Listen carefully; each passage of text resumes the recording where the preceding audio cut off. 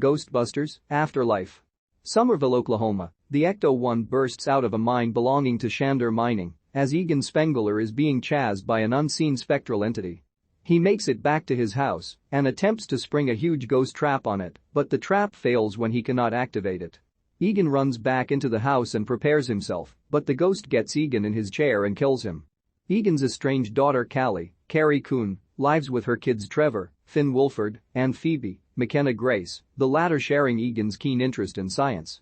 They are soon evicted from their home due to Callie being unable to come up with rent money, but she learns that Egan left her family the house in Somerville, so she packs up her things with the kids and heads out there.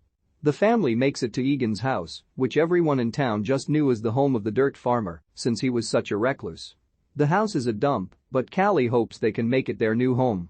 They are met by Janine Melnitz, Annie Potts, who informs Callie that Egan left them saddled with a lot of debt, with Janine having been the one to take care of bills. Callie later takes the kids to get dinner at a burger shop, where Trevor goes in to apply for a job. He is instantly smitten with an older girl named Lucky, Celeste O'Connor, who works there, but the other guys tease Trevor as he tries to talk to her. When they return home, Phoebe notices her chessboard and pieces all scattered on the ground, so she resets them before going to bed. Meanwhile, Trevor walks around outside and goes to the barn, where he discovers the Ecto-1. In the morning, Phoebe finds that one of the chess pieces moved, so she moves one of her own pieces. Callie drives Trevor to start work at the burger place, while Phoebe starts summer school. She meets her teacher, Mr. Gruberson, Paul Rudd, and her classmate podcast, Logan Kim, who has his own, podcast for the supernatural. Gruberson puts on Cujo for the class instead of teaching, and an earthquake happens. Phoebe goes to Gruberson's office, where she learns that he is a seismologist and has been monitoring seismic activity coming from somewhere in town over the last few years. Phoebe and Podcast later walk toward the mines, where they find what looks like an old skeleton of a monster. Back home, Trevor starts to fix up the Ecto-1's engine. Later at night, Phoebe sees that the chess pieces moved again, and when she moves her own piece, the ghost in the room knocks her piece off the board. She looks around the house some more and finds Egan's peak AE meter and an old ghost trap. Back at school, Phoebe brings the ghost trap and shows Podcast, but Gruberson sees it and becomes curious. He tells Phoebe and Podcast that despite Somerville not having an epicenter, it has experienced a lot of earthquakes in recent years. He brings up the old ghost sightings and shows Phoebe and Podcast a video of the original Ghostbusters after they saved Manhattan from destruction in the 80s, and Phoebe learns that her grandfather was a Ghostbuster. Gruberson takes them outside the school to see how the trap works, but they accidentally unleash a monstrous ghost that flies toward the Shander mine. Gruberson takes Phoebe and Podcast back home, where it appears there is some chemistry between Callie and Gruberson. The kids go through more of Egan's stuff, finding a book about Gozer the Gazerian, the same evil ancient entity that terrorized Manhattan all those years ago, as well as the knowledge of Gozer being freed by the gatekeeper and keymaster. Meanwhile, Lucky invites Trevor to go out with her friends to hang out at the mines, where they find one of the ghostly entities bursts out and flies away. Phoebe takes the peak AE meter and goes to the barn, where she comes across Egan's old workspace and computer room. She finds his old uniform with his name on it and soon realizes that the ghost that's been following her is Egan. She fixes up one of his devices before returning to her room. When Phoebe later asks Callie what kind of scientist Egan was, she brushes him off with resentment for abandoning her and her mother. In the morning, Phoebe brings Egan's old proton pack to show Podcast as they test out the beam, which turns out to still be powerful. They then hear a noise coming from inside a building, and they find a blue blobby ghost that they name Muncher, Josh Gad, because it eats metal. The ghost spots Phoebe and Podcast and attacks by roaring out metal shards at them. They fire the proton beam at Muncher, causing him to fly away. They chase after the ghost, just as Trevor rides in after having fixed up the Ecto-1 and taking it out for a spin. He picks up Phoebe and Podcast as they chase after Muncher, with Phoebe sitting in the car's retractable seat and continuing to fire the proton beam at Muncher. Meanwhile, Callie is on a date with Gruberson, expressing her worries about Phoebe not fitting in. The kids drive through town chasing Muncher and firing the beam, which Callie and Gruberson notice. The three chase Muncher outside of town going toward the mine, using a remote-controlled trap to catch the ghost.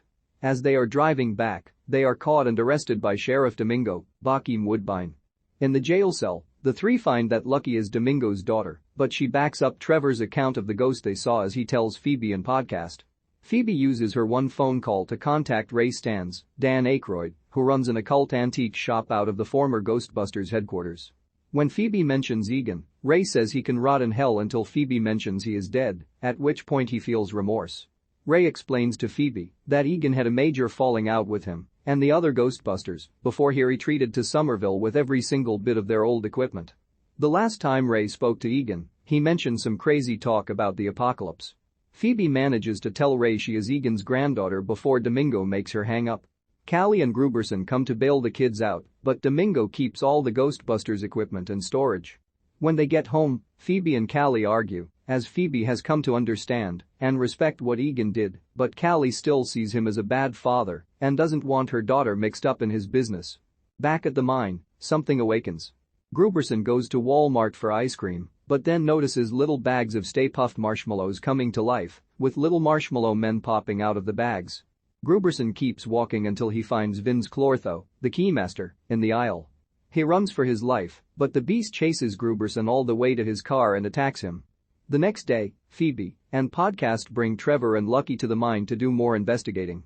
They find a temple with a statue of Gozer, plus the preserved body of Ivo Shander, J.K. Simmons, a cult leader devoted to Gozer. There are years marked on the walls from various seismic events over the decades, and it looks as though Shander was preparing to reawaken in the current year for Gozer's return.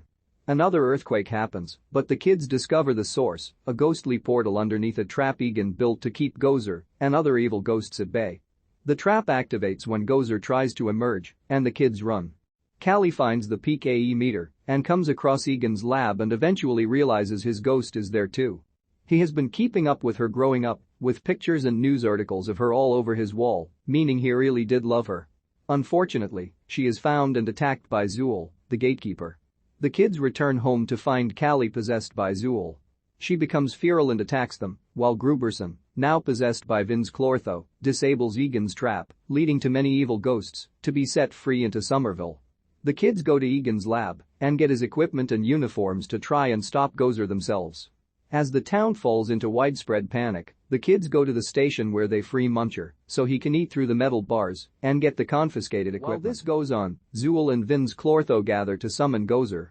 The new Ghostbusters drive toward the site of the chaos as Zool and Vince Clortho bring forth the old temple and revive Gozer's human form, Olivia Wilde. Shander awakens and tries to appease the evil ghost, but Gozer tears Shander in two pieces. The four arrive to fight back, with Podcast managing to weaken Zool and break Callie free from her possession by trapping Zool. Gozer is temporarily weakened, but the trap malfunctions and Zool possess Lucky, allowing Gozer to regain power. It tries to kill Callie and the other kids until someone calls out, "Hey, Flat Top." Cue the original Ghostbusters Ray, Peter Venkman, Bill Murray, and Winston Zedmore, Ernie Hudson, arriving to help out. They cross the streams to get Gozer, but the evil ghost overpowers them and breaks through. Phoebe attempts to get Gozer on her own, at which point Egan's ghost materializes and helps her hold it right. He stands alongside his former friends and partners, and together with Trevor and Podcast, they manage to activate the trap to consume Gozer, Zool, and Vince Clortho. Trevor helps break Lucky out of the shell that was once Zool, along with Gruberson coming out of the Vince Clortho shell. The old Ghostbusters talk to the new ones, and Venkman acknowledges that Phoebe really is Egan's granddaughter. Egan's ghost looks at his friends as they reconcile for their earlier feud, and Callie is able to finally hug her father before he crosses over. The old Ghostbusters return to New York City in the Ecto-1, and we see the words, "For Harold." Mid-credits scene. Venkman is seen married to Dana Barrett, Sigourney Weaver, who is doing his old electroshock test on him. Post-credits scene. A flashback is shown, a deleted scene from the original movie, of Egan giving Janine a coin. In the present day, she shows the coin to Winston, who is making arrangements to have the old headquarters and Ecto-1 restored. Meanwhile, one of the ghost containment units starts to glow red more than 30 years after saving Manhattan from Gozer the Gazerian. Egan Spengler abandoned his former Ghostbuster friends and his own family because he knew the evil ghost would return. Egan is killed by one of Gozer's minions, and his estranged daughter Callie inherits his old farmhouse. She moves to Somerville, Oklahoma with her kids Trevor and Phoebe. Phoebe befriends another kid called Podcast, and they come across the mines of Ivo Shander, the cult leader who worshipped Gozer. With the help of their teacher Mr. Gruberson, they learn about the seismic activities that affected Somerville over the years, which has a connection to the mine where the ghost activity is coming from. Phoebe finds out that her grandfather was a ghostbuster and finds his old equipment, including a trap that she accidentally opens with Podcast and Gruberson, unleashing one of Gozer's minions. Along with Trevor and his new friend Lucky, the four team up after Phoebe, Podcast, and Trevor catch a blue ghost called Muncher. Gozer's minions Zool and Vince Clortho break free and possess Callie and Gruberson, allowing them to gather to summon Gozer.